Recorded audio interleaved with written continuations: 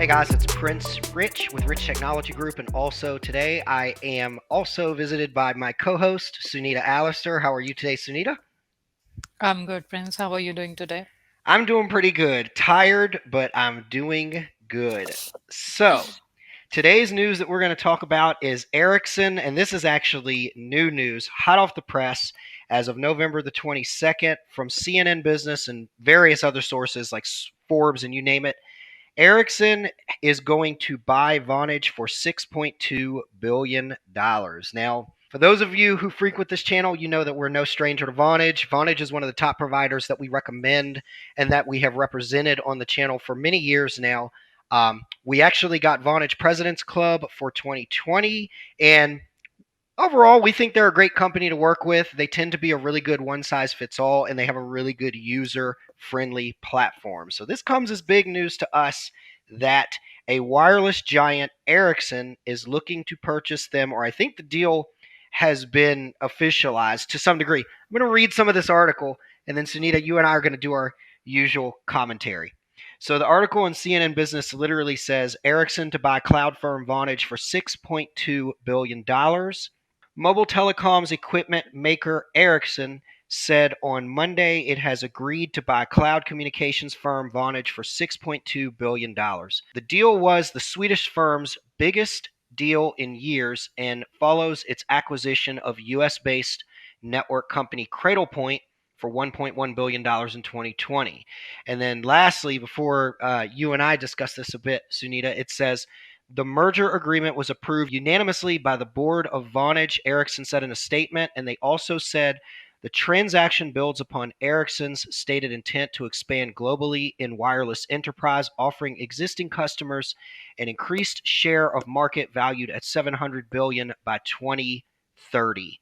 It says Vonage had sales of $1.4 billion in a 12-month period to September the 30th, 2021, with a margin on adjusted earnings before interest. We won't get into all that, but I'm sure this comes as a surprise to many because I've gotten a bunch of emails from not only people at Vonage, but I've gotten emails from other competitors because they know that we talk about Vonage a lot on the YouTube channel. And I've even gotten emails today, just today, from existing customers that you and I have worked with, and some that you don't know from years back that are current Vonage customers saying, "Did you see this? What's going on?" So let's talk about this a little bit. If we think, what do we think is going to change or anything? One other thing I wanted to throw out there before you and I speak, is which baffles me a bit, is it says the transaction builds upon Ericsson's stated intent to expand globally in wireless enterprise. So, like, for those of you watching who may or may not know, Ericsson historically has always been like a cell phone company in the past, like Nokia or Samsung or something. Now, that's not to say they didn't dabble in phone systems, because I know I don't look this old, but I want to say close to maybe 14, 15 years ago, I actually used to be authorized to install and sell LG Ericsson phone systems. So Ericsson did dabble a little bit in the phone system sector, but most people in today's world know them as cell phone. What is your thoughts about this, Sunita, with a cell phone or wireless hardware company purchasing Vonage? And what's your honest thoughts before I tell you what I think about all this? My thoughts are the same because all this time, like when we talk about 15 to 20 years back, I used to remember it as Sony Ericsson. So Yep. when I was just reading the article, it was just like, just visiting the past because then there was Nokia, Sony Ericsson, and some phones like that. So it is quite interesting news that now they are together and both are, just giants in the industry. And let's see how Yeah. the collaboration works. Here's what I think. I personally don't think, and this is all just conjecture for those of you who are watching this. I'm not a stock market analyst or an economist or a Ericsson or Vonage shareholder or market analyst. So this is all just opinion and conjecture.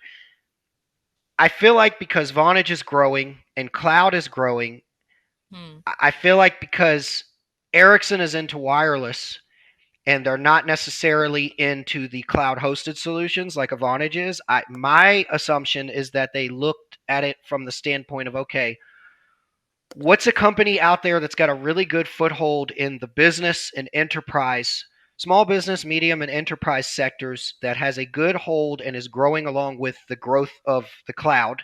Cloud Communications, that we can also acquire them and then sell our proven or improving wireless solutions to that existing customer base. That's my guess. Is it's a way for them to not only partner with Vonage to help Vonage out with some capital and vice versa, and kind of like join together as partners in crime, if you will, and become a much stronger team. But I look at it like Vonage could offer their solutions to Ericsson existing wireless customers, and Ericsson could offer their wireless solutions to Vonage existing wireless customers. What's your thoughts there? Definitely, because it is going to be a collaboration now. And the way they are going to carry it, it totally is going to depend on how successful they are going to be in future Yeah, together. yeah. For those of you who are watching, before we wrap this video up, some of you are probably wondering, well, what's going to happen if I'm an existing Vonage customer and things like that. I can't say this with absolute certainty, but Sunita and I actually had a meeting with some of the powers that be earlier this morning at Vonage Mhm. before doing this video. And while I wouldn't say that the persons that we were talking to were shareholders or, super high up to be able to confirm what I'm about to say, the way that it was explained to us was that nothing would essentially change on the Vonage cloud communication side. Like the way that it sounds like, and even the way that this article reads, it sounds like this whole Ericsson Vonage wireless endeavor is like a separate division or a separate undertaking than the regular old day to day Vonage.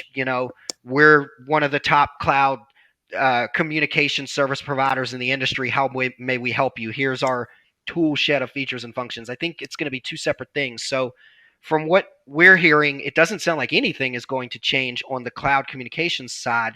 It's just, as you put it, Sunita, deeper collaboration and a new product for existing customers for Ericsson and for Vonage is what it sounds like.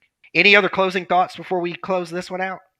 Yes, I think that people should not be worried about that because the Vonage customer, they definitely are going to be the Vonage customers. But for sure, they need your support, and everything is going to, I mean, grow bigger and greater. So yeah, just Yeah, hope everything is turns out to be really great and awesome.